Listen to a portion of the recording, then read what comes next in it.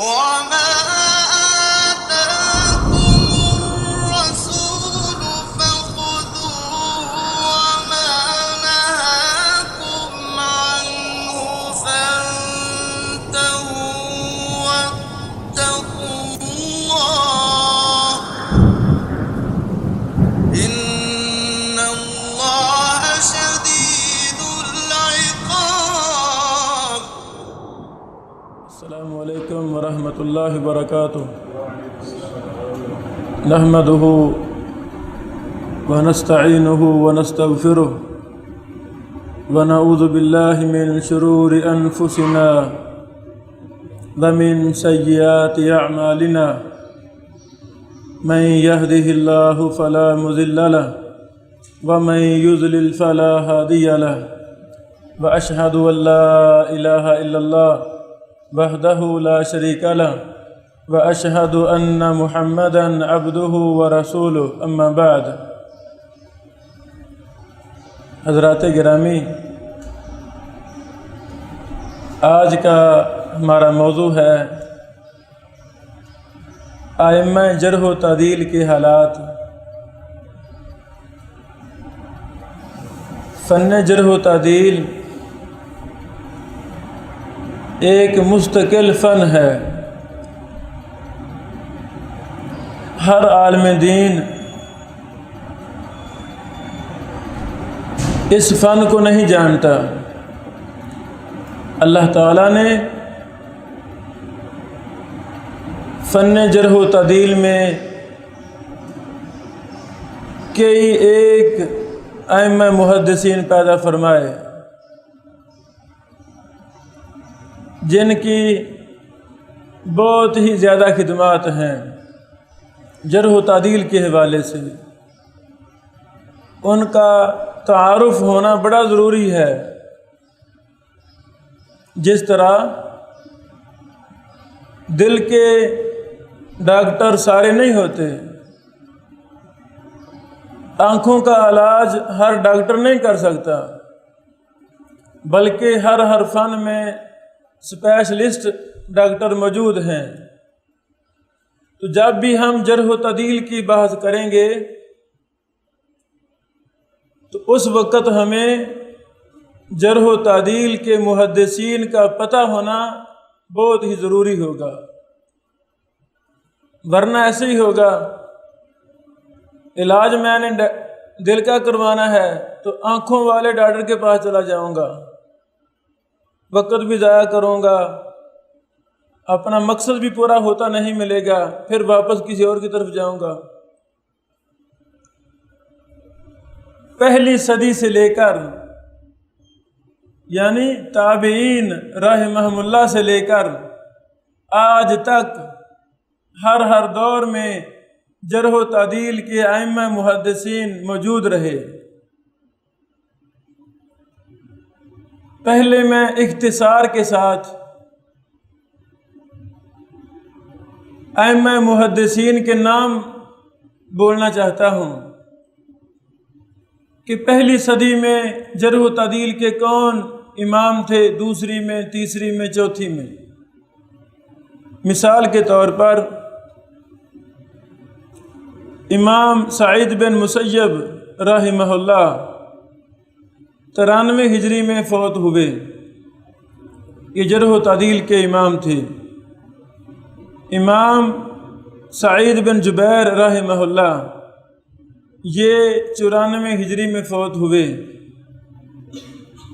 یہ دونوں تابعین سے تھے اور یہ راویوں پر بحث کرتے تھے کہ فلاں راوی سیکھا ہے، فلاں راوی ضعیف ہے. انہی بزرگوں سے کام شروع ہو جاتا ہے جرح و تعدیل کا. دوسری صدی ہجری میں 8 ائمہ ہیں جرح و تعدیل کے جن کا نام جاننا بہت ضروری ہے. امام اوزاعی رحمہ اللہ 157 ہجری میں فوت ہوئے. امام شعبہ 160 ہجری میں فوت ہوئے. امام سفیان ثوری 161 ہجری میں فوت ہوئے۔ امام مالک بن انس 179 ہجری میں فوت ہوئے۔ امام عبداللہ بن مبارک 181 ہجری میں فوت ہوئے۔ امام سفیان بن عیینہ 197 ہجری میں فوت ہوئے۔ امام یحییٰ بن سعید القطان یہ 198 ہجری میں فوت ہوئے۔ امام عبد الرحمن بن مہدی یہ 198 ہجری میں فوت ہوئے۔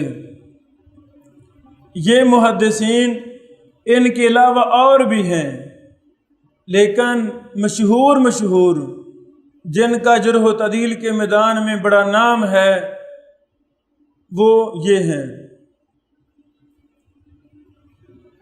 تیسری صدی وہ سنہری صدی ہے جو جرح و تعدیل کے ائمہ محدثین کی صدی ہے۔ اللہ اکبر۔ تاریخ اسلام میں فن جرح و تعدیل پر جتنا کام تیسری صدی ہجری میں ہوا، اتنا نہ پہلے ہوا نہ کبھی بعد میں ہوا۔ تیسری صدی کے مشہور و معروف جرح و تعدیل کے محدث اور امام یحییٰ بن معین رحمہ اللہ 233 ہجری میں فوت ہوئے۔ امام علی بن مدینی رحمہ اللہ 234 ہجری میں فوت ہوئے۔ امام احمد بن حنبل 241 ہجری میں فوت ہوئے۔ امام فلاس 249 میں فوت ہوئے۔ امام بخاری رحمہ اللہ 256 ہجری میں فوت ہوئے۔ امام جوزجانی 259 میں فوت ہوئے۔ امام عجلی 261 ہجری میں فوت ہوئے۔ امام مسلم بن حجاج القشیری صحیح مسلم والے 261 ہجری میں فوت ہوئے۔ امام ابو زرع رازی رحمہ اللہ 264 ہجری میں فوت ہوئے۔ امام ابو حاتم رازی رحمہ اللہ 277 ہجری میں فوت ہوئے۔ امام ابو داود سجستانی سنن ابی داود والے 275 ہجری میں فوت ہوئے۔ امام ترمذی رحمہ اللہ 279 ہجری میں فوت ہوئے۔ امام ابن خراش رحمہ اللہ 283 ہجری میں فوت ہوئے۔ تیسری صدی ہجری میں اور بھی ائمہ جرح و تعدیل موجود تھے، کئی ایک کے نام ہم ملتے ہیں، لیکن مشہور و معروف یہی لوگ تھے۔ چوتھی صدی ہجری میں امام نسائی رحمہ اللہ سنن نسائی والے یہ 303 ہجری میں فوت ہوئے۔ امام ساجی رحمہ اللہ یہ 307 ہجری میں فوت ہوئے۔ امام ابن خزیمہ رحمہ اللہ یہ 311 ہجری میں فوت ہوئے۔ امام اقیلی 322 میں فوت ہوئے۔ امام ابن ابی حاتم الرازی یہ 327 ہجری میں فوت ہوئے۔ امام ابو احمد الحاکم یہ 378 ہجری میں فوت ہوئے۔ امام ابن شاہین رحمہ اللہ یہ 385 ہجری میں فوت ہوئے۔ امام دارقطنی رحمہ اللہ یہ بھی 385 میں فوت ہوئے، اور امام ازدی رحمہ اللہ یہ 394 ہجری میں فوت ہوئے۔ حضرات گرامی، یہ مختصر تفصیل ہے پہلی صدی سے لے کر چوتھی صدی ہجری تک، یعنی کون کون سے محدثین جن کا فن جرح و تعدیل تھا وہ ہم نے آپ کے سامنے پیش کی ہے۔ اللہ اکبر۔ ائمہ جرح و تعدیل کے بارے میں محدثین نے ہمیں کیا خبر دی ہے کہ وہ کون لوگ تھے، کیسے لوگ تھے، معمولی لوگ نہیں تھے۔ مثلا امام ترمذی رحمہ اللہ اپنے استاد محترم امام المحدثین امام بخاری رحمہ اللہ کے بارے میں فرماتے ہیں، میں نے عراق اور خراسان میں کسی ایک کو نہیں دیکھا جو احادیث کی علل، تاریخ اور سندوں کی معرفت میں، رجال کی معرفت میں امام المحدثین امام محمد بن اسماعیل البخاری سے بڑا عالم دین ہو۔ یعنی امام بخاری رحمہ اللہ کے دور میں یہ سب سے بڑے امام اور محدث تھے، حدیث کے، جرح و تعدیل کے، علل کے۔ یہ قول العلل الصغیر للترمذی صفحہ نمبر 278 میں موجود ہے۔ امام مالک بن انس، موطا امام مالک والے، ان کے بارے میں امام سفیان بن عیینہ فرماتے ہیں، امام مالک بن انس رحمہ اللہ رجال کے بارے میں بہت ہی زیادہ شدت کے ساتھ نقد کرنے والے تھے، کسی کو معاف نہیں کرتے تھے۔ اللہ اکبر۔ یہ قول الجرح والتعدیل لابن ابی حاتم جلد نمبر 1 صفحہ نمبر 65 میں موجود ہے۔ امام شعبہ بن حجاج رحمہ اللہ کے بارے میں امام حماد بن زید فرماتے ہیں کہ امام شعبہ ثواب سمجھتے ہوئے راویوں پر جرح و تعدیل کرتے تھے۔ غلط اور صحیح کی تمیز کرنا یہ ثواب ہے، جہاد ہے۔ امت کو بتانا کہ فلاں راوی جھوٹا ہے، فلاں ضعیف ہے، فلاں سکہ ہے، یہی اللہ تعالیٰ حکم دیتے ہیں قرآن مجید کے اندر کہ قولوا قولا سدیدا، سیدھی بات کرو۔ اللہ اکبر۔ یہ ایک الگ داستان ہے۔ اگر کسی محدث کا بیٹا ضعیف ہے، کذاب ہے، اللہ کی قسم محدثین نے اپنے بیٹے پر بھی جرح کی ہے، یہ نہیں میرا بیٹا تو کوئی بات نہیں۔ اگر کسی محدث کا باپ ضعیف ہے یا اس پر جرح ہے، اہم محدثین نے یہ نہیں دیکھا میرا باپ ہے، بلکہ انصاف پر مبنی حکم اپنے باپ پر بھی لگا دیا، اس کو بھی معافی نہیں دی۔ امام یحییٰ بن سعید القطان امام شعبہ کے بارے میں فرماتے ہیں، امام شعبہ راویوں کے بارے میں سب سے زیادہ علم رکھنے والے تھے۔ اپنے دور کے اندر ان سے بڑا جرح و تعدیل کا کوئی بھی عالم دین نہیں تھا۔ امام ابو حاتم رازی فرماتے ہیں، امام شعبہ حدیث اور رجال کے بارے میں سب سے زیادہ علم رکھنے والے تھے۔ الجرح والتعدیل ابن ابی حاتم جلد نمبر 1 صفحہ نمبر 132-133۔ امام یحییٰ بن سعید القطان حدیث کے عالم کی صفت عالم حدیث پر تبصرہ کرتے ہوئے فرماتے ہیں کہ حدیث کا طالب اور عالم کون ہوتا ہے؟ فرماتے ہیں صاحب حدیث میں کچھ اور اوصاف بھی ہونے چاہیے۔ حدیث اخذ کرنے میں اسے ایسا قابل اعتماد ہونا چاہیے جو کچھ اس سے بیان کیا جائے اسے پوری طرح سمجھ لے، اور راویوں کے حالات پر اس کی گہری نظر ہو۔ کل بھی ہم نے یہ باتیں شیئر کی تھیں۔ حدیث رسول صلی اللہ علیہ وسلم کا معنی مفہوم سمجھنا بہت ضروری ہے۔ جس طرح وہ ضروری ہے اسی طرح اس حدیث کے راویوں کو پرکھنا، جانچنا، جرح و تعدیل کے لحاظ سے ان کی حالات سمجھنا یہ بھی بہت ضروری ہے۔ یہ بات امام حاکم کی کتاب معرفہ علوم الحدیث صفحہ نمبر 60 میں موجود ہے۔ اللہ اکبر۔ کسی آدمی نے امام عبد الرحمن بن مہدی سے پوچھا کہ آپ کے پاس وہ کون سی چیز ہے، کیسے آپ پہچانتے ہیں کہ یہ راوی ضعیف ہے، یہ ثقہ ہے، یہ روایت صحیح ہے، یہ ضعیف ہے، کیسے آپ پہچانتے ہیں؟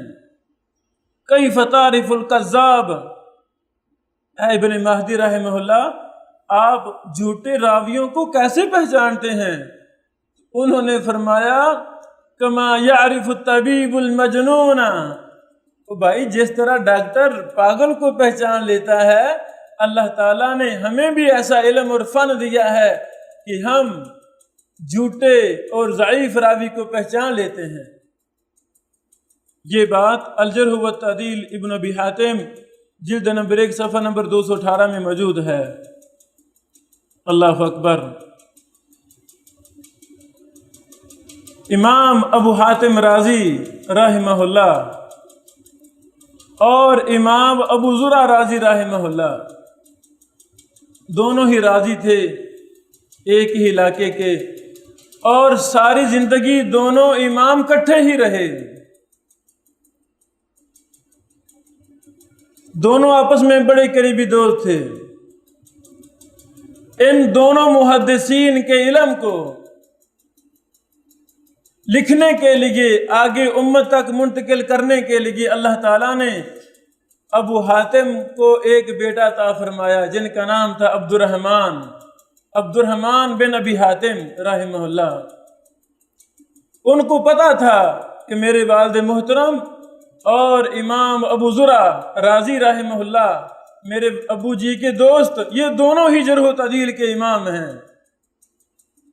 اور بڑے نقاد لوگ ہیں۔ یہ وہ راویوں کے بارے میں ان دونوں سے سوالات کرتے رہتے، علل حدیث کے بارے میں سوالات کرتے رہتے اور ساتھ لکھتے رہتے۔ الجرح والتعدیل فن رجال کی بڑی اہم کتاب ہے، وہ کتاب ان دونوں محدثین کے اقوال سے بری ہوئی ہے۔ محترم، یہ علم گھر بیٹھے حاصل نہیں ہوتا، اس کے لیے بڑی زیادہ محنت کی ضرورت ہے۔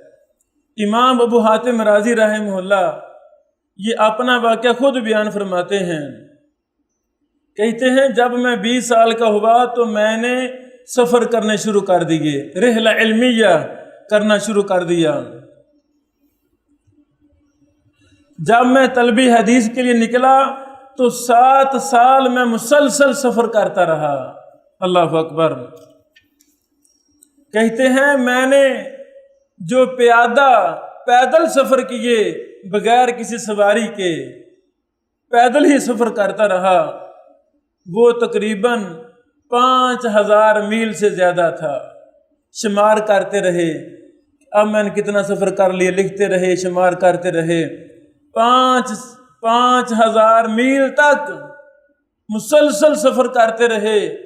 ایک ملک میں گئے، محدثین سے فائدہ اٹھایا، وہاں سے پتہ چلا کہ دوسرے ملک میں بھی، دوسرے شہروں میں محدثین ہیں، پھر ان کی طرف چلے گئے، پھر آگے چلے گئے۔ مسلسل 7 سال اپنے پاؤں پر ہی چلتے رہے اور علمی حدیث جرح و تعدیل اکٹھا کرتے رہے۔ یہ بات الجرح والتعدیل جلد نمبر 1 صفحہ نمبر 290 میں موجود ہے۔ فرماتے ہیں 5000 میل تو میں گنتا رہا، پھر میں نے شمار کرنا چھوڑ دیا۔ سفر تو پھر بھی کرتے رہے، کہتے ہیں پھر میں نے شمار کرنا چھوڑ دیا۔ حضرات گرامی، ان چند اقوال سے ہمیں پتہ چلتا ہے کہ ائمہ محدثین جو حدیث کی حقیقت میں امام تھے، جرح و تعدیل کے امام تھے، ان کی کیا منزلت اور مرتبت ہے۔ امام ابو حاتم رازی امام عبداللہ بن مبارک کے بارے میں فرماتے ہیں، امام عبداللہ بن مبارک نے طلب حدیث میں 1/4 دنیا دیکھ ڈالی۔ اللہ اکبر۔ اتنا اللہ تعالیٰ نے ان کو شوق ودیت کیا تھا کہ تھکن، اکتاہٹ، بے چینی، گھر کی یاد، تصور نام کی ان کے ذہنوں میں چیز ہی نہیں تھی۔ بس ان کی زندگی کا ایک ہی مقصد تھا کہ ہم احادیث کو اکٹھا کریں، حدیث میں مہارت حاصل کریں۔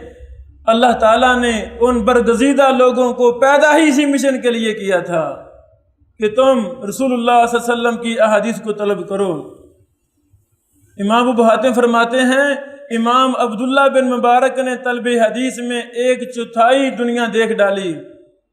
انہوں نے نہ یمن چھوڑا، نہ مصر چھوڑا، نہ شام، نہ جزیرہ، نہ بصرہ اور نہ کوفہ۔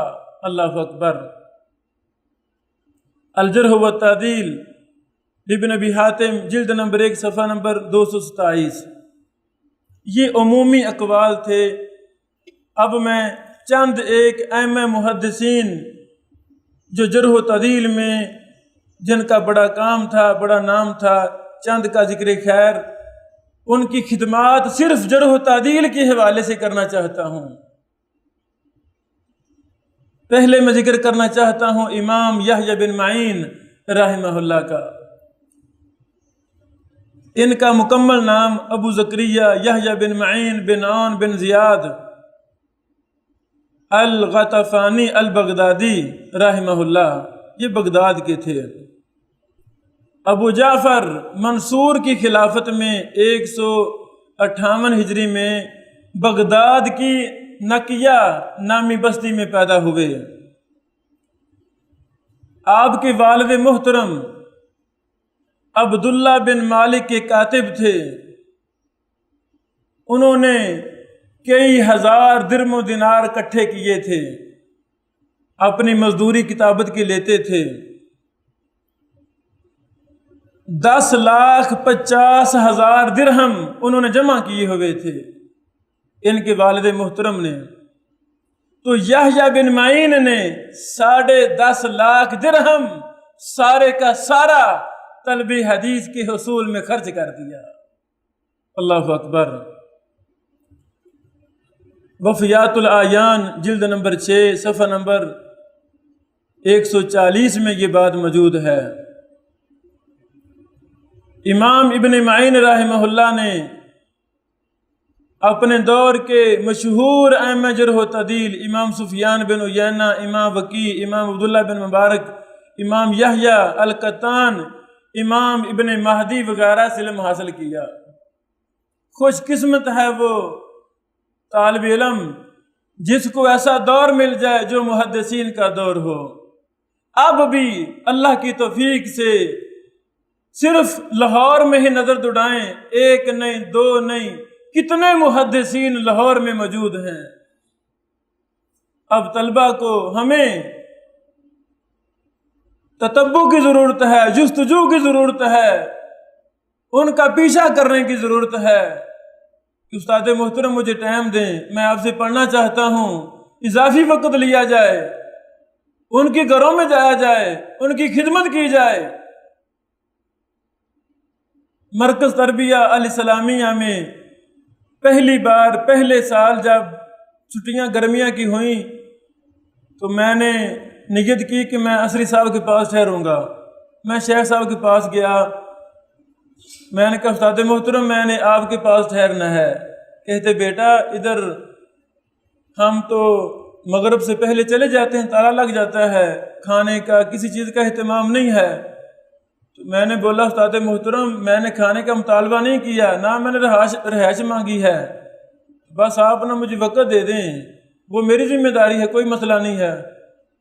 وہ وقت نہیں دے رہے تھے تو فوراً میرے ذہن میں بات یاد آئی، شیخ صاحب نے بتایا تھا کہ جب کبھی میں فارغ ہوتا تو میں شیخ بدی الدین شاہ راشدی رحمہ اللہ کے پاس جایا کرتا تھا، سندھ میں، نیو سعید آباد میں، مہینہ ان کے پاس ٹھہرتا، جرح و تعدیل علم حدیث ان سے سیکھتا تھا۔ میں نے فوراً یہ واقعہ سنایا، استاد محترم آپ نے ہی بتایا تھا ہمیں کہ میں نے شیخ بدی الدین شاہ راشدی سندھی رحمہ اللہ سے بہت فائدہ اٹھایا ہے، آپ تو فائدہ اٹھاتے رہے تو مجھے آپ اجازت نہیں دیتے اب۔ تو شیخ صاحب ہنس پڑے، کہتے بیٹا آپ کو اجازت ہے، آپ رہیں جتنا مرضی۔ تو پھر 3 سال جب بھی میں جاتا تو شیخ صاحب مجھے وہاں سے اسٹے کرنے کی اجازت دیتے تھے، کہتے رہیں۔ یعنی ہمیں تتبع کرنا ہے، جستجو کرنی ہے کہ ہم اپنے موجودہ دور کے محدثین سے بھرپور فائدہ اٹھائیں۔ امام یحییٰ بن معین رحمہ اللہ کی حق گوئی اور بے باکی ایک مثال ہے۔ آئندہ کسی دن ایک لیکچر ہمارا یہ بھی ہے کہ ائمہ جرح و تعدیل میں متشددین جو بڑے ناقد سخت تھے، متساہلین جو متساہل تھے، معتدلین جو معتدل تھے، یعنی ائمہ جرح و تعدیل کی بھی درجہ بندی ہے، ان کے مرتبے ہیں، ان کے طبقات ہیں، ان پر ہم الگ بحث کریں گے انشاءاللہ۔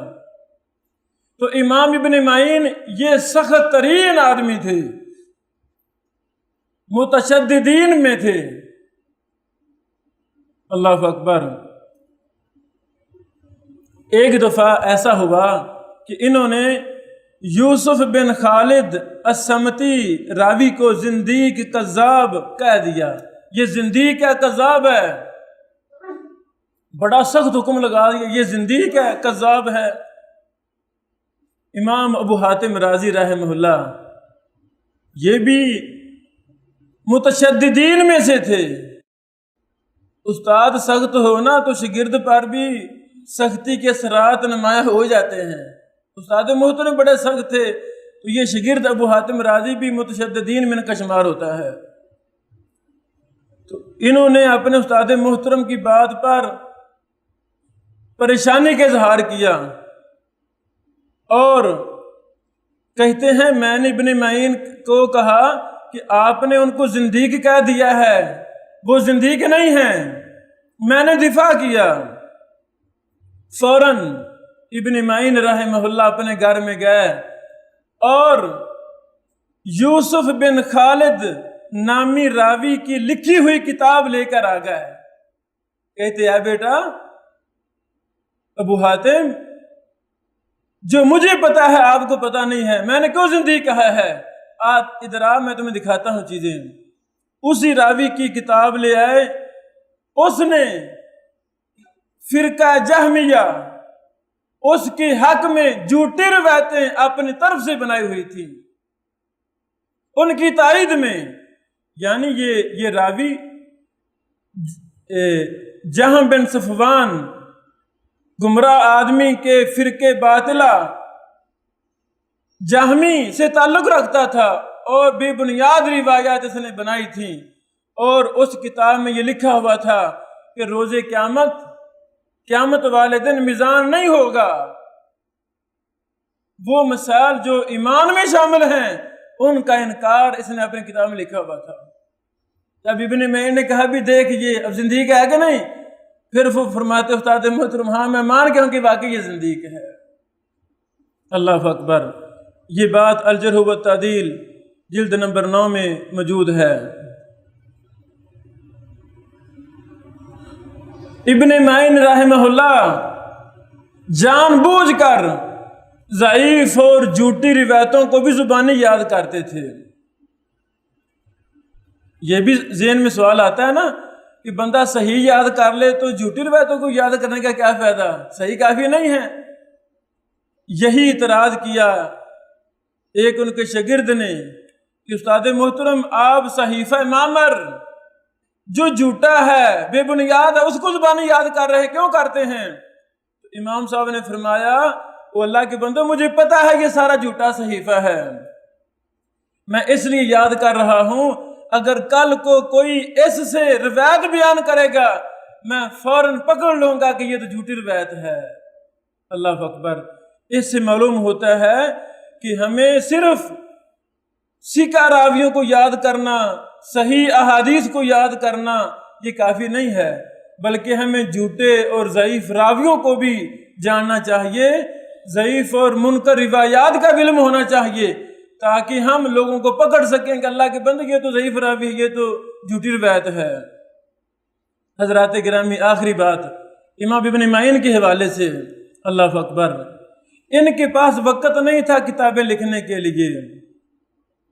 اب ہم بھی دیکھتے ہیں کتنے ہمارے اساتذہ ہیں وہ وقت کے محدثین ہیں، بڑے بڑے فقہاء ہیں، اجل ہیں اپنے فن میں، لیکن مصروفیات کی وجہ سے یا دلچسپی نہ ہونے کی وجہ سے وہ نہیں لکھتے۔ اس کا یہ نہیں مطلب وہ محدث نہیں ہیں، وہ فقیہ نہیں ہے، اس کا یہ مطلب قدر نہیں ہے۔ امام ابن معین رحمہ اللہ لکھتے نہیں تھے، ان کے شاگردوں کو پتا تھا کہ یہ ایک اللہ کی نشانی ہے، جبل الحفظ ہیں، جرح و تعدیل کے امام ہیں، 24 گھنٹے کام یہ ہے کسی پر تنقید کر رہے، کسی کی توصیح کر رہے، اور کام ہی نہیں ہے۔ ان کے شاگردوں نے سوالات کر کر کے، میں بیٹھ کے اپنے استاد محترم شیخ شفیع طاہر صاحب کے پاس میں نے سوال کرنا شروع کر دیے، استاد محترم اس کا کیا جواب، اس کا کیا جواب ہے، کتنے میں نے سوال کیے، مہینہ ٹھہروں کتنے کر لوں گا۔ وہ سوال اور جواب میں نوٹ کرتا جاؤں، میں نے یہ سوال استاد محترم نے یہ جواب دیا، پھر کوئی اور شاگرد آ جائے کہیں سے وہ سوال کرنا شروع کر دے. یعنی امام ابن ابی حاتم رحمہ اللہ سے ان کے 20 کے قریب شاگردوں نے سوالات کیے مختلف اوقات میں. جو ابن معین جواب دیتے تھے وہ لکھتے جاتے تھے. ان 20 سے زیادہ محدثین نے ابن معین رحمہ اللہ کے راویوں کے بارے میں، احادیث کے بارے میں، علل کے بارے میں، سندوں کے بارے میں اقوال اکٹھے کیے ہیں، اور وہ ساری الگ الگ کتابیں بھی شائع ہو چکی ہیں.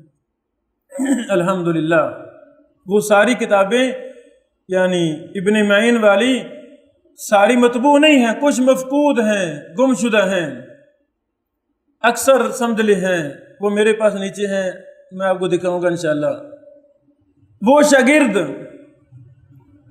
قابل تعریف ہے جو اپنے اساتذہ کا علم محفوظ کرتا ہے. یہ ایک لمبی تاریخ ہے، وقت نہیں ہے کہ کس کس محدث کے شاگردوں نے اپنے اساتذہ کے علم قلم بند کیا. چند ایک کے نام یہ ہیں: عباس بن محمد الدوری رحمہ اللہ، ابن معین سے سوالات کیے، پھر ان کے جوابات کو لکھا. ان کی کتاب الگ چھپی ہے روایت العباس بن محمد الدوری کے نام سے.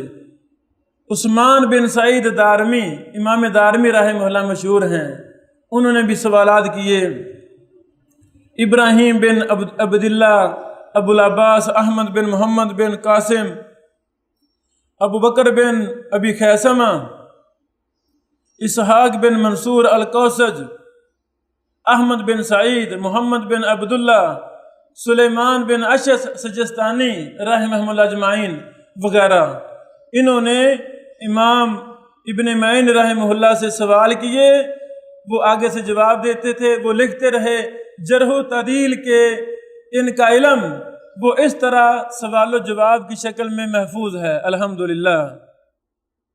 حضرات گرامی، ائمہ ابن معین رحمہ اللہ جب یہ فوت ہوئے، لوگوں میں سے ایک نے اعلان کیا: لوگو، حاضہ جنازۃ یحییٰ بن معین عذاب الرسول اللہ صلی اللہ علیہ وسلم الکذب والناس یبکون. ایک بندے نے کہا: لوگو، یہ جنازہ کوئی معمولی نہیں ہے، یہ ابن معین کا جنازہ ہے جو ساری زندگی رسول اللہ صلی اللہ علیہ وسلم سے جھوٹ کا دفاع کرتا رہا. مقصد یہ زندگی کا تھا، جھوٹی روایتوں کو لا کرنا ہے، صحیح کو لا کرنا ہے، جھوٹے راوی لگ، صحیح راوی لگ، کام یہی تھا. جو جرح و تعدیل کا ماہر ہوگا وہ جانچ پڑتال کرے گا، گویا کہ وہ رسول اللہ صلی اللہ علیہ وسلم کی احادیث کا دفاع کر رہا ہے، اور یہ ایک بہت بڑا جہاد ہے. یہ بات تقدمۃ الجرح والتعدیل ابن ابی حاتم صفحہ نمبر 317 میں موجود ہے. المجروحین ابن حبان جلد نمبر 1 صفحہ نمبر 56 میں موجود ہے. تاریخ بغداد جلد نمبر 14 صفحہ نمبر 186 میں بھی موجود ہے. اگلی بات، اللہ اکبر، جب ابن معین فوت ہوئے تو ان کی میت کو رکھنے کے لیے چارپائی کی ضرورت تھی. اس وقت کے خلیفہ گورنر نے کہا کہ یہ حدیث سے محبت کرنے والا تھا، پوری زندگی حدیث پر ابن معین نے گزاری. آج ابن معین کے جنازے کو محمد رسول اللہ صلی اللہ علیہ وسلم کی چارپائی پر رکھ کر قبرستان لے جایا جائے گا. اللہ اکبر. یحییٰ بن یحییٰ اندلسی رحمہ اللہ جو امام مالک کے شاگرد تھے، جو ہمارے ہاں موطا پڑھائی جاتی ہے، شیخ رفیق اسری جلال پور والے حافظہ اللہ کی تعلیق اور حاشی کے ساتھ، یہ یحییٰ بن یحییٰ اندلسی کی ہی روایت ہے. جب یہ بھی فوت ہوئے تھے مدینہ منورہ میں، تو ان کی میت کو بھی رسول اللہ صلی اللہ علیہ وسلم کی مبارک چارپائی پر رکھا گیا تھا، قبرستان لے جایا گیا تھا. اللہ ان محدثین پہ کروڑ و رحمت نازل فرمائے. حضرات گرامی، جرح و تعدیل کے بہت بڑے امام احمد بن حنبل رحمہ اللہ، ان کی خدمات صرف جرح و تعدیل کے حوالے سے بہت زیادہ ہیں۔ ان کے بیٹے عبداللہ، دوسرے بیٹے صالح، ایک بانجے تھے مختلف۔ اس کے علاوہ امام ابو داود کئی ایک ان کے شاگردوں نے جرح و تعدیل کے حوالے سے امام احمد بن حنبل سے سوالات کیے تھے، امام صاحب آگے سے جواب دیتے۔ وہ جرح و تعدیل کی کتابیں سوال و جواب کی شکل میں مطبوع ہیں الحمدللہ، وہ نیچے میں آپ کو دکھاؤں گا انشاءاللہ۔ امام ابن عبد الحادی رحمہ اللہ نے تمام کتب جرح و تعدیل سے امام احمد بن حنبل کے جرح و تعدیل کے اقوال کو اکٹھا کرنے کی کوشش کی ہے، احاطہ نہیں کر سکے، لیکن ایک بہت قیمتی کتاب ہے، بحر الدم فی من تکلم فیہ الامام احمد بمدح او ذم کے نام سے، بڑی قیمتی کتاب ہے۔ یعنی امام احمد بن حنبل کے رواتی حدیث پر جرح و تعدیل کے اقوال یہاں جمع کیے ہیں۔ پھر ابھی چند سال پہلے موسوعہ اقوال الامام احمد کے نام سے کئی جلدوں میں کتاب چھپی ہے، جس میں امام احمد بن حنبل رحمہ اللہ نے جو رواتی حدیث پر جرح و تعدیل کے لحاظ سے بحث کی ہے ان کو اکٹھا کر دیا گیا ہے۔ ان کے علاوہ ایک جرح و تعدیل کے بہت بڑے امام ہیں امام ابو زرع رازی رحمہ اللہ، جن کا میں نے پہلے نام لیا تھا۔ آپ کا مکمل نام عبید اللہ بن عبد الکریم بن یزید القرشی الرازی ہے۔ 200 ہجری میں پیدا ہوئے اور 264 میں فوت ہوئے۔ امام ذہبی فرماتے ہیں کہ ابو زرع رازی حفظ، ذہانت، دینداری، اخلاص اور علم و عمل میں بے مثال آدمی تھے۔ تذکرۃ الحفاظ جلد نمبر 2 صفحہ نمبر 557۔ امام ابو حاتم رازی اپنے دوست امام ابو زرع رازی کے بارے میں فرماتے ہیں، جو لوگ صحیح اور ضعیف حدیث کا علم، ان کا فرق اور علل حدیث کو اچھی طرح جانتے ہیں، ان میں احمد بن حنبل، ابن معین، علی بن مدینی شامل ہیں، اور ان کے بعد ابو زرع رازی اس فن میں یکتا تھے۔ اللہ اکبر۔ یہ بات تقدیمۃ الجرح والتعدیل لابن ابی حاتم صفحہ نمبر 356 میں موجود۔ اللہ اکبر۔ محترم، بڑے فن کے لیے بڑی محنت چاہیے، بڑی توغ و دو چاہیے۔ امام ابو زرع رازی خود فرماتے ہیں اپنے بارے میں، کننا نبکر بالاسحار الى مجلس الحدیث نسمع من الشیوخ۔ اللہ اکبر۔ سحری کے وقت ہم اپنے اساتذہ کے پاس جلدی جایا کرتے تھے، 7 بجے نہیں، 8 بجے نہیں۔ جنہوں نے علم حاصل کرنا ہوتا ہے وہ وقت کو نہیں دیکھتے، کلاس ٹائم کو نہیں دیکھتے، وہ 24 گھنٹے وقف ہوتے ہیں۔ اہم محدثین 24 گھنٹے، ان کو ٹینشن یہ تھی، ایک استاد محترم فارغ کو دوسرے کے پاس، دوسرے تیسرے کے پاس، اسی طرح انہوں نے علم حاصل کیا ہے۔ جب سے یہ منظم ہونا چاہیے، اتنے بجے شروع ہوگا اتنے بجے ختم ہوگا، اس کے بڑے نقصانات ثابت ہو رہے ہیں۔ محدثین کیوں نہیں پیدا ہو رہے؟ وجہ کیا ہے؟ کئی ایک وجوہات ہیں۔ ایک یہ بھی وجہ ہے کہ ہم نے محدثین کی طرح علم دینا، علم حاصل کرنا، وہ طریقے چھوڑ دیے ہیں۔ ابھی میں آخر میں ایک بہت بڑے جرح و تعدیل کے امام نذیر حسین محدث دہلوی کا بھی ذکر کرنے والا ہوں۔ اکیلا شخص تھا، اکیلا شخص۔ پورے پاکستان کے مدارس کا کردار اکٹھا کر لیا جائے کہ 50-70 سالوں میں کیا کردار ہے، کیا محدثین تیار کیے۔ اللہ کی قسم، میں اللہ سے ڈر کر کہتا ہوں، اللہ سے ڈر کر کہتا ہوں، اس اکیلے بندے سے اللہ نے اتنا کام لیا کہ پورے پاکستان کے مدارس مل کر بھی وہ کردار ادا نہیں کر سکے۔ وجہ کیا ہے؟ کچھ ہمیں غور کرنا چاہیے۔ تو یہ امام احمد بن حنبل جرح و تعدیل کے بہت بڑے امام تھے، ان کی بہت ہی زیادہ خدمات ہیں۔ ایک ہیں امام ابن شاہین رحمہ اللہ، اللہ اکبر۔ ان کا مکمل نام عمر بن احمد بن عثمان ہے۔ ابن شاہین کیوں کہتے تھے؟ ان کی امی جی کا دادا ان کا نام تھا احمد بن محمد بن یوسف بن شاہین، یعنی ماں جی کا جو دادا تھا وہ شاہین کے نام سے مشہور تھے، ابن شاہین صاحب، تو ادھر سے ہی ان کا نام ابن شاہین پڑ گیا۔ انہوں نے بہت علم حاصل کیا، بڑے لمبے چوڑے سفر کیے۔ تو ان کی فن رجال پر ہمیں 4 کتابیں ملتی ہیں۔ کتاب الاصاغر عن الاکابر، بڑوں کا چھوٹوں سے روایت کرنا، یعنی میں چھوٹا ہوں تو مجھ سے کوئی بڑا میرا استاد محترم بیان کرے بات، اسے کہتے ہیں اصاغر عن الاکابر، یعنی چھوٹے بڑوں سے بیان کریں، الٹ بات ہو گئی۔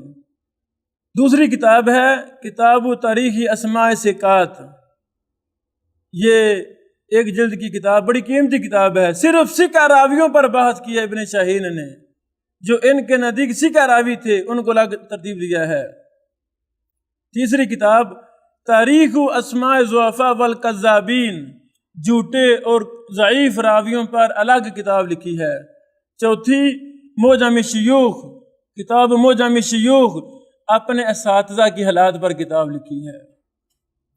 ان کو چونکہ دلچسپی ہوا کرتی تھی نا، ہم نے کام کرنا ہے، ہمیں دلچسپی نہیں ہے، ہمارے اساتذہ جن سے ہم نے 8 سال پڑھا ہوتا ہے وہ فوت ہو جائیں، ہمارے مقدر میں یہ بھی نہیں ہوتا کہ ہم کوئی ایک صفحہ لکھ کر کسی رسالے میں میگزین میں شائع کروا دیں کہ یہ ہمارے استاد محترم تھے، کیونکہ ہمیں محبت نہیں ہوتی جرح و تعدیل سے، اساتذہ کی حالات لکھنے سے۔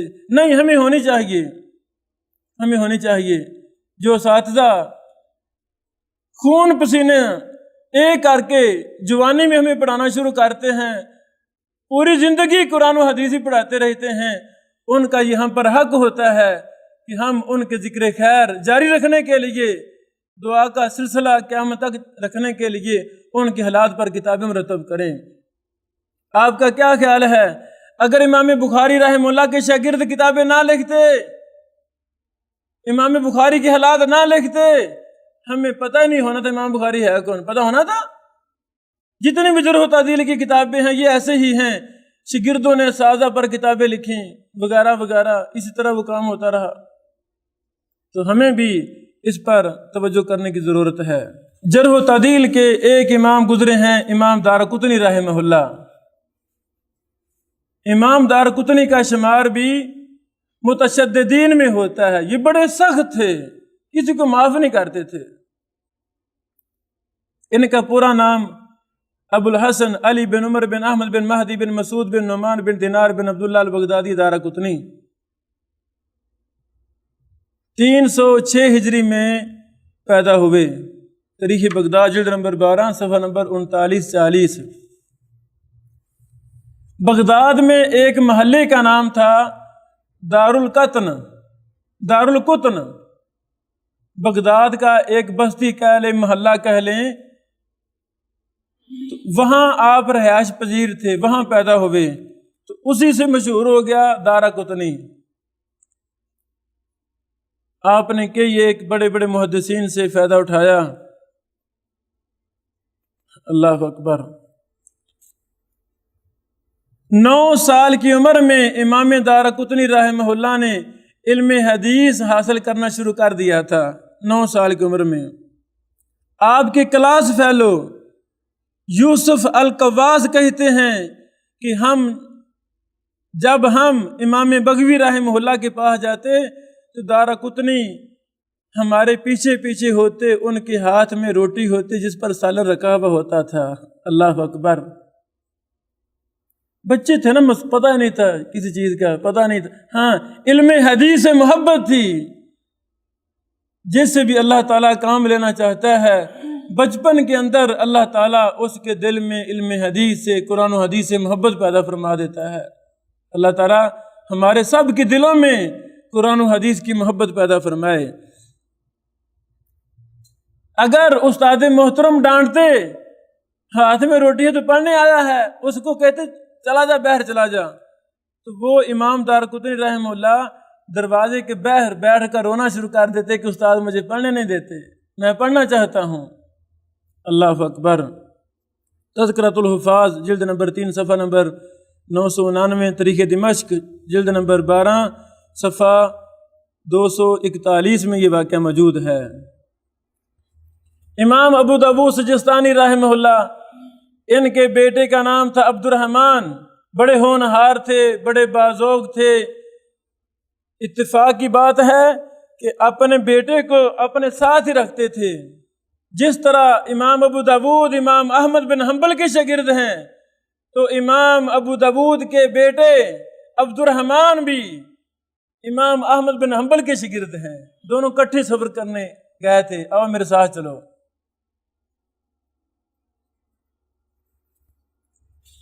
امام دارقطنی رحمہ اللہ جرح و تعدیل کے بہت بڑے امام تھے، جن کے بارے میں خطیب بغدادی نے لکھا ہے، انتہا الیہ علم العصر والمعرفہ بعلل الحدیث واسماء الرجال واحوال الرواة مع الصدق والامانہ والفقہ والعدالہ وقبول الشہادہ۔ اللہ اکبر۔ یعنی خطیب بغدادی فرماتے ہیں کہ امام دارقطنی رحمہ اللہ یہ جرح و تعدیل کے ایسے امام تھے کہ اپنے وقت کے منتہا الہ تھے، ان پر انتہا تھی، ان سے بڑا کوئی بھی نہیں تھا ان کے دور میں۔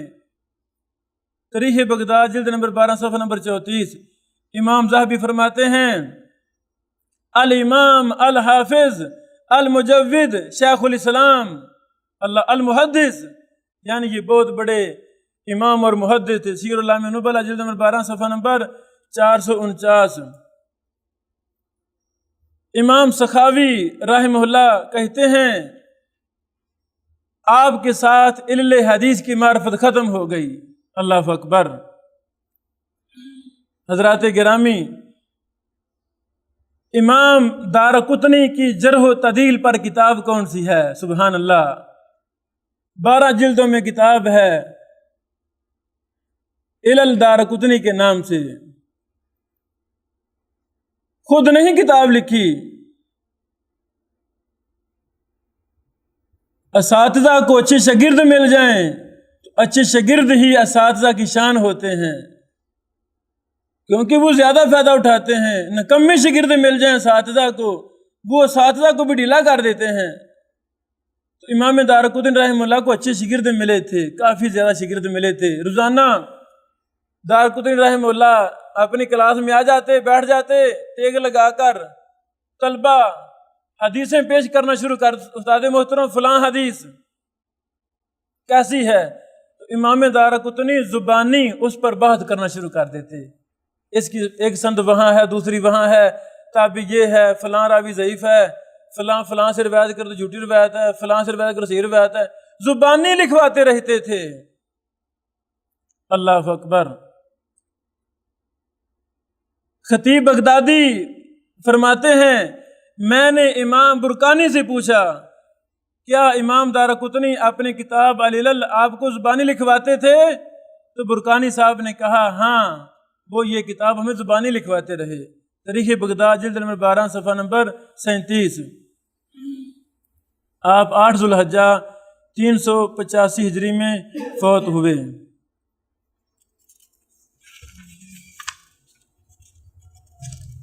اس طرح سنن دارقطنی جو امام دارقطنی رحمہ اللہ کی کتاب ہے، وہ حقیقت میں علل کی کتاب ہے۔ چند ایک روایات صحیح ہیں، ورنہ باقی ساری روایات وہ ضعیف اور جھوٹی روایتیں ہیں۔ امام دارقطنی رحمہ اللہ کی سوچ تھی، میں کیسی طلبہ کے لیے کتاب لکھوں کہ جس میں تمام روایتیں ضعیف اور جھوٹی اکٹھی کروں اور وجہ زوہ بھی لکھ دوں ساتھ کہ یہ روایت ضعیف کیوں ہے، فلاں راوی ضعیف ہے، فلاں راوی کذاب ہے، وغیرہ وغیرہ۔ انہوں نے سنن دارقطنی لکھی تھی۔ بلوغ المرام کو جب ہم دقت نظر سے دیکھتے ہیں، ہر باب کی آخری 2-3 روایتیں وہ ضعیف لاتے امام ابن حجر رحمہ اللہ، اور اکثر روایتیں وہ دارقطنی سے لاتے ہیں۔ دوبارہ غور کرنا، ہر باب کی پہلے ساری صحیح روایتیں لاتے ہیں، ہر باب کی آخری 2 روایتیں 3 روایتیں 4-5 روایتیں وہ اسی مسئلہ کے بارے میں، اسی باب کے بارے میں ضعیف اور جھوٹی لاتے ہیں، اور وہ اکثر روایتیں دارقطنی سے لاتے ہیں۔ سنن دارقطنی بھی ہمیں ڈٹ کر کتاب پڑھنی چاہیے تاکہ ہمیں ضعیف اور جھوٹی روایات کی معرفت کا علم ہو جائے۔ مثلا ہم کتاب طہارہ طلبہ کو پڑھا رہے ہیں تو ساتھ ساتھ وہی کتاب دارقطنی سے بھی پڑھنی چاہیے۔ فائدہ کیا ہوگا؟ اسی باب کی ضعیف اور جھوٹی روایتوں کا علم بھی ہمیں آ جائے گا، اور سندوں میں ضعف کیا ہے جرح و تعدیل کے لحاظ سے وہ بھی ہمارے سامنے ہوگا، اس سے بھی ہمیں فائدہ اٹھانا چاہیے۔ اللہ اکبر۔ امام دارقطنی رحمہ اللہ بڑے نقاد تھے، بڑے تنقیدی یہ محدث تھے۔ تنقید کی انتہا تھی کہ انہوں نے کچھ زیادہ نہیں کچھ صحیح بخاری مسلم پر بھی اعتراضات کیے تھے، تو پھر محدثین نے جواب بھی دیے کہ امام دارقطنی صاحب آپ کو غلطی لگی ہے۔ جس کسی نے بھی صحیح بخاری صحیح مسلم پر اعتراض کیا ہے، خواہ وہ کوئی بھی ہو، امام ابو زرع رازی نے بھی رحمہ اللہ نے بھی صحیح مسلم کے 6 راویوں پر جرح کی تھی۔ اس دور میں ان کا ایک ہی دور تھا، امام بخاری صاحب کا مسلم صاحب کا ایک ہی دور تھا، بلکہ امام بخاری اور مسلم رحمہ اللہ 5 سال کٹھے بھی رہے ہیں نیشا پور میں۔ وہاں پر اختلاف ہو گیا، امام بخاری سے پھر اپنے شہر بخارا واپس آ گئے تھے۔ ان کا ایک ہی دور تھا، تو کسی شاگرد نے صحیح مسلم امام ابو ذر رازی پر پیش کی، استاد محترم یہ بھی کتاب ایک نئی آئی ہے۔ انہوں نے کھولی تو 5 راوی نظر آ گئے تھے، اس کی بھی روایت آ گئی، یہ راوی ضعیف ہے، یہ بھی ضعیف ہے، یہ بھی ضعیف ہے، بحث کرنا شروع کر دی۔ اللہ تعالیٰ جزائے خیر دے ہمارے محترم محبوب دوست شیخ خبیب احمد عصری حافظہ اللہ کو، جو چند دن پہلے یہاں تشریف لائے تھے۔ بہت علمی آدمی ہیں، اور شیخ عصری صاحب حافظہ اللہ کے حقیقت میں جانشین ہیں۔ اللہ ہمارے بھائی سے بھی اسی طرح کے کام لے رہا ہے اللہ تعالیٰ۔ انہوں نے امام ابو زرع رازی کے اعتراضات جو صحیح مسلم کے 6 راویوں پر تھے، ان پر ایک مفصل مقالہ لکھا جو تقریباً 70-80 صفحے پر مشتمل ہے۔ اعتصام کے اندر لاہور سے قسطوار ابھی پچھلے مہینے شائع بھی ہو چکا ہے، وہ پڑھنے کے قابل ہے۔ امام ابو زرع رازی نے راویوں پر کون سے اعتراض کیے، اور ان کا دفاع ائمہ محدثین جرح و تعدیل کی کتب سے خبیب صاحب حافظہ اللہ نے بڑی محنت سے 3-4 مہینے اس کا پیچھے لگے رہے، آخر کار وہ کام مکمل ہو گیا الحمدللہ۔ تو یعنی انہوں نے کچھ امام دارقطنی صاحب نے اعتراضات کیے تھے صحیح بخاری پر بھی۔ محترم، آج کے سبق کا آخری حصہ میں 5ویں صدی کی جرح و تعدیل کے محدث 6، 7، 8، 9، 10 اب تک تمام کو چھوڑ رہا ہوں، چونکہ ان پر بحثیں ہماری آگے آ رہی ہیں۔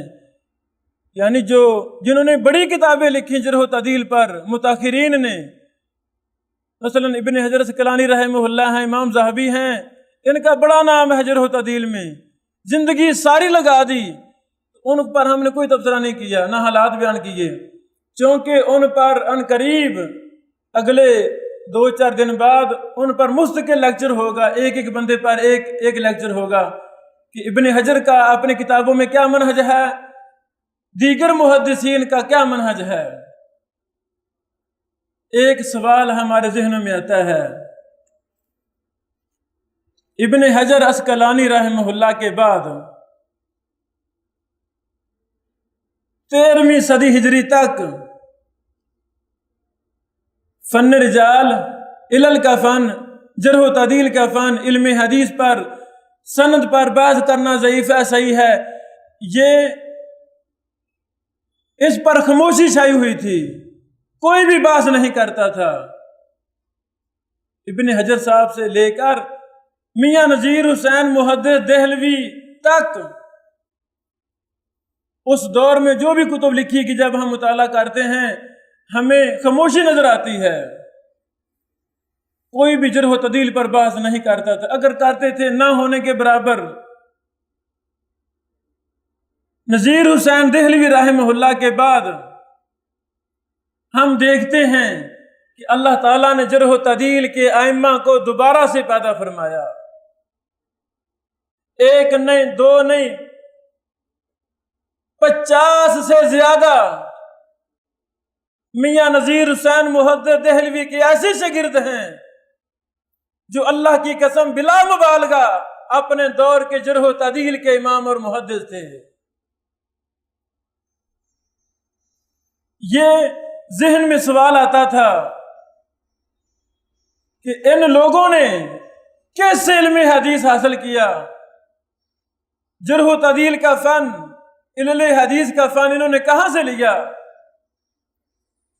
پھر آخر کار یہ سوال ذہن میں تھا، اس پر مطالعہ کرنا شروع کر دیا۔ ابھی 4-5 مارچ کو 2017 میں ہی دہلی میں میاں نذیر حسین محدث دہلوی سیمینار منعقد ہوا ہے۔ اس سیمینار سے 5-6 مہینے پہلے اس انتظامیہ نے، جمعیت اہل حدیث ہند نے مختلف ملکوں میں علماء کو لیٹر جاری کیے کہ ہم سیمینار منعقد کر رہے ہیں، ہمیں میاں صاحب کے حالات پر مضامین بھیجیں۔ انہوں نے مجھ ناچیز کو بھی یاد کیا، مجھے بھی لیٹر لکھا کہ آپ بھی ہمیں مضمون لکھ کر بھیجیں میاں صاحب کے حالات پر۔ میں نے جو مضمون لکھا، چونکہ مجھے بھی ایک سوال تشنا تھا، میں نے کہا میں اسی کی تحقیق کرتا ہوں کہ میاں نذیر حسین محدث دہلوی رحمہ اللہ کا جو مدرسہ تھا اس کی حدود 3 مرلہ تھی، بس 3 مرلے۔ یہ ہمارا حال، استاد محترم زیادہ ہوگا، یہ ہمارا حال کم از کم 6-7 مرلے ہے، تو اس سے آدھا لگا لیں، جتنے تک ہمارے بھائی بیٹیاں پھٹیاں ہیں وہاں تک یہ ہمارے 3 اتنی سی مسجد تھی ٹوٹی پھوٹی سی، بس وہاں بیٹھے رہے ساری زندگی۔ دنیں طلبہ کو پڑھا رہے ہیں، رات کو پھاٹک حبش جو بالکل ساتھ تھا وہاں پر جا کر کلیوں کی طرح لوگوں کا سامان اپنے سر پر رکھ کر ان کے گھر پہنچاتے ہیں، کلی کی مزدوری کرتے ہیں، جو 2-4 روپے اکٹھے ہوتے ہیں وہ اپنے بیوی بچوں کا اور شاگردوں کو کھلاتے ہیں، ان کا اہتمام کرتے ہیں۔ کوئی وسائل نہیں، کوئی سہولتیں نہیں، کچھ بھی نہیں۔ عقل حیران ہوتی ہے۔ میاں نذیر حسین محدث دہلوی کے زمانے میں پورے ہندوستان کے اندر، پورے بر صغیر میں میاں نذیر حسین دہلوی رحمہ اللہ سے بڑھ کر علم حدیث کو کوئی بھی نہیں جاننے والا تھا۔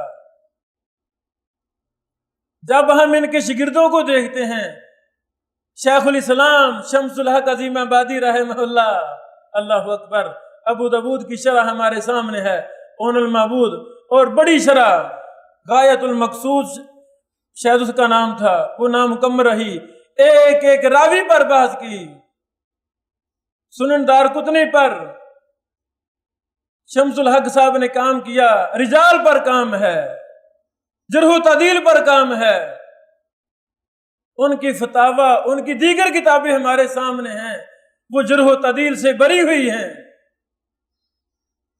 شمس الحق عظیم آبادی کے بعد عبد الرحمن مبارک پوری کو کون نہیں جانتا، تحفۃ الحفظی والے، اللہ اکبر، عرب محتاج ہو گئے۔ ایک سعودی محدث نے کتاب لکھی ہے کہ عبد الرحمن مبارک پوری نے ترمذی کے روات پر جرح و تعدیل کے لحاظ سے جو بحث کی ہے اس پر مستقل مقالہ پیش کیا ہے 2-3 جلدوں کے اندر۔ یعنی اس سے ثابت ہوتا ہے کہ یہ میاں صاحب کے شاگرد جرح و تعدیل میں بڑے پختہ تھے، بڑے ماہر تھے۔ بھائی انہوں نے کہاں سے علم جرح و تعدیل لیا؟ سوال ذہن میں بار بار آتا تھا۔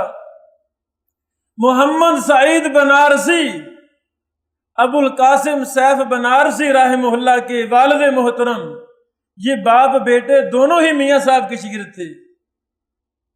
محمد سعید بنارسی رحمہ اللہ نے 35-36 کتابیں لکھی تھیں۔ اکثر کتابوں کو ایڈٹ کرنے کا اللہ نے مجھے موقع دیا، ان کی تخریج، تحقیق، کمپوزنگ وغیرہ سارے میں نے کام کروائے نگرانی میں۔ اللہ کی قسم ایک ایک صفحہ سعید بنارسی کی کتابیں جرح و تعدیل سے بری ہوئی ہیں۔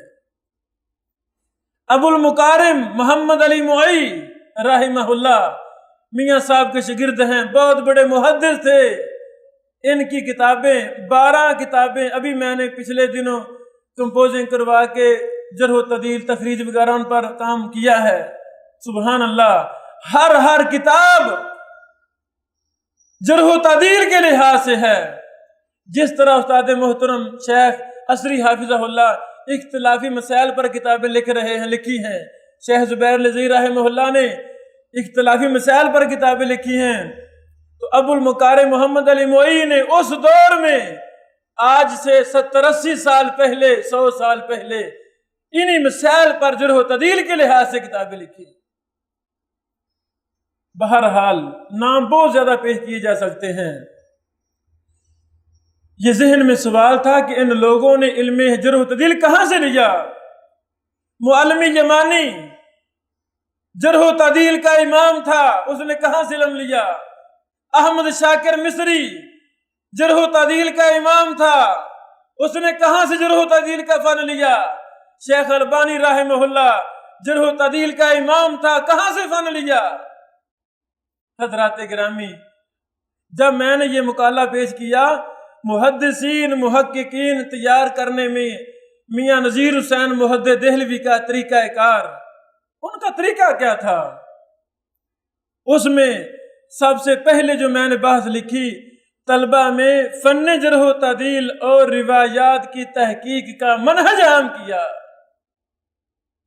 ابن حجر اسقلانی رحمہ اللہ کے بعد بلا مبالغہ میاں نذیر حسین رحمہ اللہ وہ فرد واحد ہیں جنہوں نے دوبارہ سے علل حدیث جرح و تعدیل کے فن کو زندہ کیا۔